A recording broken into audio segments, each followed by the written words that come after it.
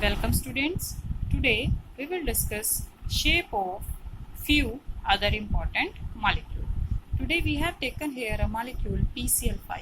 देखिए बच्चों P किसका सिंबल होता है फॉस्फोरस का और Cl किसका सिंबल है क्लोरीन का। ठीक है, क्लोरीन एटम कितने लिए गए हैं 5। ठीक है, 5 के लिए हम क्या वर्ड यूज करते हैं पेंटा। तो कंपाउंड का नाम क्या हो गया P stand for phosphorus and Cl stand for chlorine and penta stand for 5। तो इस कंपाउंड का नाम हो जाता है फॉस्फोरस पेंटाक्लोराइड। सबसे पहले हम क्या लिखते हैं configuration of central atom. Central atom क्या है हमारे पास फोस्फोरस। फोस्फोरस का एटॉमिक नंबर कितना है बच्चों 15। आप इसकी इलेक्ट्रॉनिक कॉन्फ़िगरेशन लिखिए और देखिए इसके वैलेंस शेल में कितने हाफ फील्ड ऑर्बिटल हैं जस्ट 3 ना 3p x y and z। यहाँ पर देखिए मेन पॉइंट पर कि फोस्फोरस से कितने क्लोरीन जुड़े हुए हैं 5। दैट मीन्स फोस्फोरस के पास कितने हाफ फील्ड ऑर्बिटल होने चाहिए 5।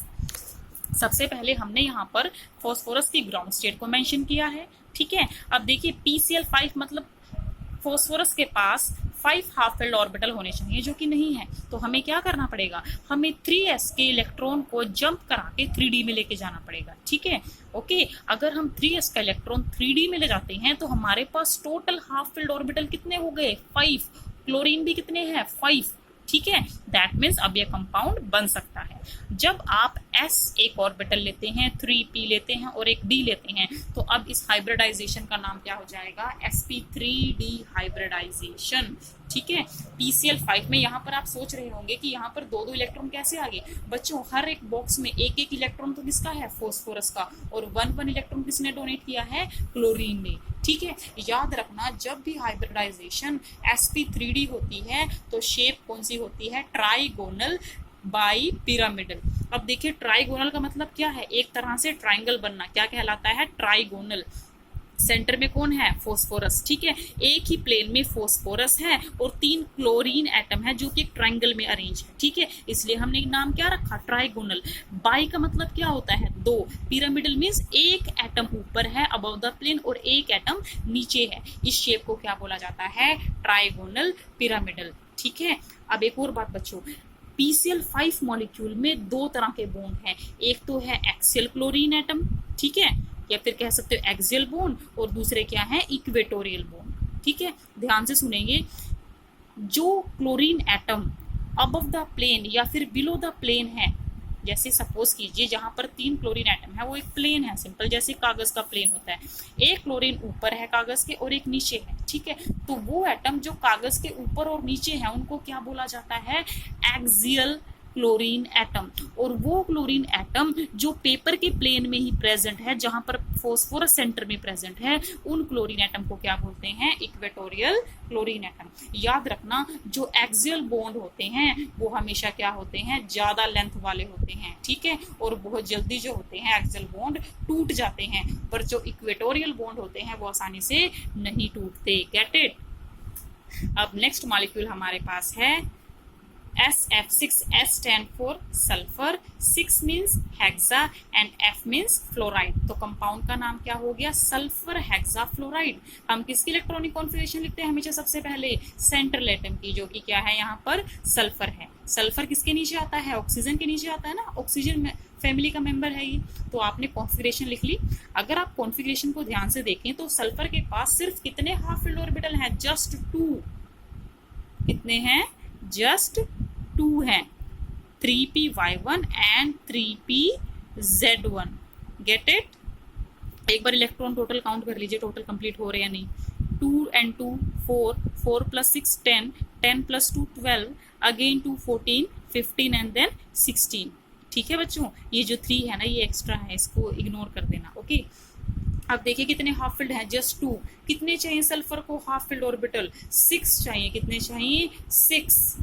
ठीक है, कितने चाहिए भाई इसको 6 चाहिए। अब क्या करें 6 के लिए इलेक्ट्रॉन को जंप करना पड़ेगा इधर से उधर। अब इलेक्ट्रॉन को जंप हमने कैसे किया है, सबसे पहले हमने 3s में कितने इलेक्ट्रॉन दिखाए हैं 2 इलेक्ट्रॉन दिखाए हैं। उसके बाद जो हमारे पास 3p है, किसकी बात कर रहे हैं 3p। ध्यान से देखेंगे भाई 3p का जो पहला है ना ऑर्बिटल उसके अंदर 2 इलेक्ट्रॉन प्रेजेंट होते हैं। कितने इलेक्ट्रॉन प्रेजेंट होंगे 2 इलेक्ट्रॉन प्रेजेंट होंगे। आपको टोटल कितने हाफ फील्ड बनाने हैं, आपको 6 ऑर्बिटल हाफ फील्ड चाहिए। तो आपने क्या किया इस 3p का एक इलेक्ट्रॉन इस 3d में भेज दिया और 3s का भी एक इलेक्ट्रॉन अगले वाले 3d में भेज दिया। इस तरीके से हमारे पास अब हाफ फिल्ड ऑर्बिटल कितने तैयार हो गए, 6 हाफ फिल्ड ऑर्बिटल तैयार हो गए। और हमें कितने चाहिए थे, 6 ही चाहिए थे क्योंकि 6 फ्लोरीन एटम जुड़े हुए हैं। अब देखो हाइब्रिडाइजेशन कौन सी बनेगी, एक आपने S लिया है, 3 आपने P लिए हैं जिसके लिए P3 लेंगे, D के कितने लिए हैं 2, तो हाइब्रिडाइजेशन क्या बन गई sp3d2। याद रखेंगे बच्चों, अगर हाइब्रिडाइजेशन sp3d थी तो शेप का नाम क्या था, ट्राइगोनल बाई पिरामिड। बट अगर हाइब्रिडाइजेशन sp3d2 होती है तो शेप का नाम कुछ इस तरीके से होता है। 4 एटम जो होंगे सेंट्रल एटम के साथ एक प्लेन में होंगे, एक atom above the plane and 1 below the plane. इस शेप को आप क्या बोलेंगे, ऑक्टाहेड्रल। ऑक्टाहेड्रल के केस में बॉन्ड एंगल कितना रहता है, 90 डिग्री। कितना रहता है बच्चों, 90 डिग्री। पर जो हमने लास्ट शेप की थी उसमें 2 तरह के एंगल मिलते थे, 90 डिग्री का भी और 120 डिग्री का भी।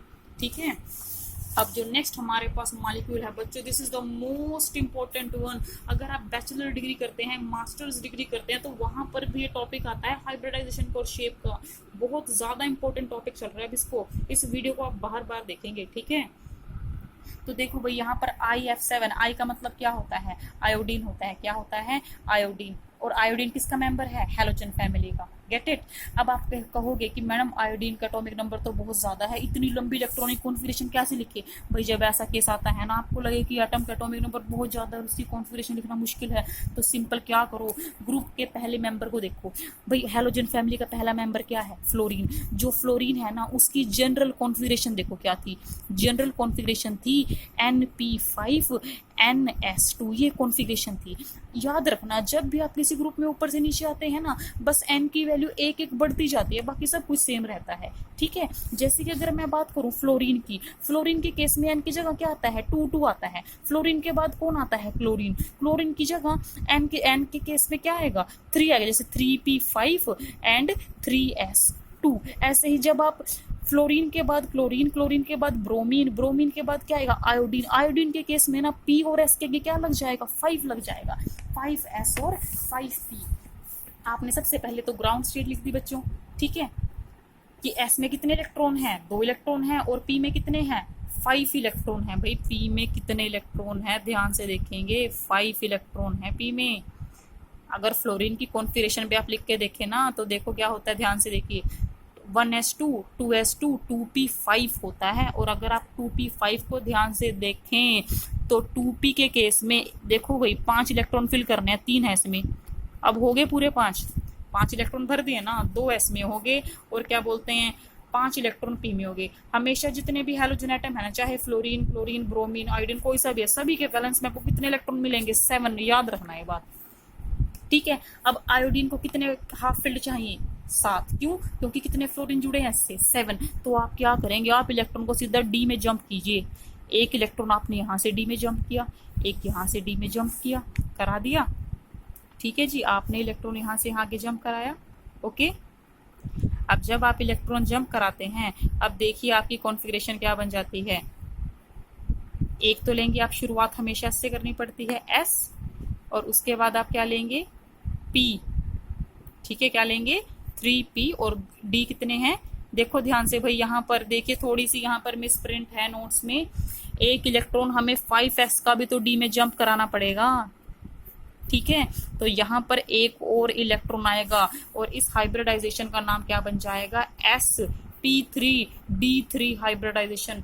एक पॉइंट याद रखो बस, सेंट्रल एटम के साथ कितने एटम जुड़े हैं, ये देखो 7 जुड़े हैं ना। आपको हर हाल में उस एटम में उतने ही हाफ फिल्ड ऑर्बिटल बनाने, कैसे मर्जी करो, बस करने पड़ेंगे।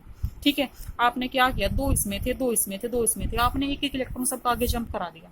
अब टोटल कितने हाफ फिल्ड बन गए, 3 + 3 + 1, 7 बन गए ना, बस। ठीक है, अब हाइब्रिडाइजेशन को ना S से शुरू करते हैं हमेशा। एक S है, 3p है और 3d है।